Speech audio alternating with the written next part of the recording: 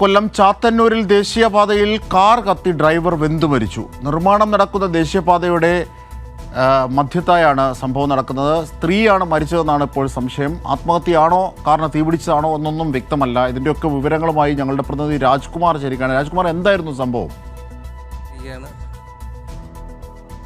ചാത്തന്നൂരിൽ ഈ ദേശീയപാതയുടെ നടുവിൽ പൊടുന്നനെ ഒരു കാറിന് തീപിടിക്കുകയായിരുന്നു.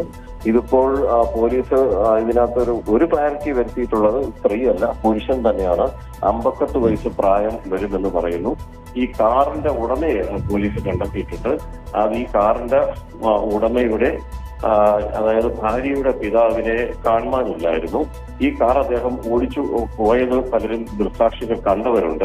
മാത്രമല്ല, ഈ കാറിൽ നിന്ന് ഇറങ്ങി പെട്രോളോ അതുപോലത്തെ എന്തോ ഒരു ദേഹത്ത് ഒഴിച്ചിട്ട് തീ കൊളുത്തുകയായിരുന്നു എന്ന് കാണുന്ന ദൃക്സാക്ഷികളുമുണ്ട്.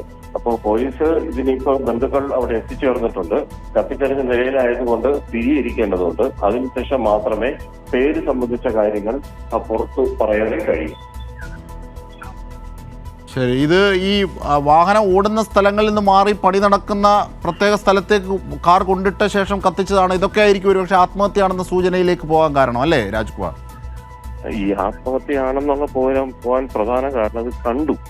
ആളുകൾ ഇദ്ദേഹം ഈ കയ്യിൽ കരുതിയിരുന്ന ഇന്ധനം കുപ്പിയിലുള്ള ദേഹത്തൊഴിച്ച് തീ കൊടുക്കുന്നത് കണ്ട ദൃക്സാക്ഷികളുണ്ട്. അവരാണ് പോലീസിന് മൊഴി നൽകിയത്. അതിന്റെ അടിസ്ഥാനത്തിലാണ് ഇതൊരു ഈ ജീവനൊടുക്കിയതാണ് എന്ന അനുമാനത്തിലേക്ക് എത്താൻ പോലീസിനെ പ്രേരിപ്പിച്ചത്. ശരി രാജ്കുമാർ.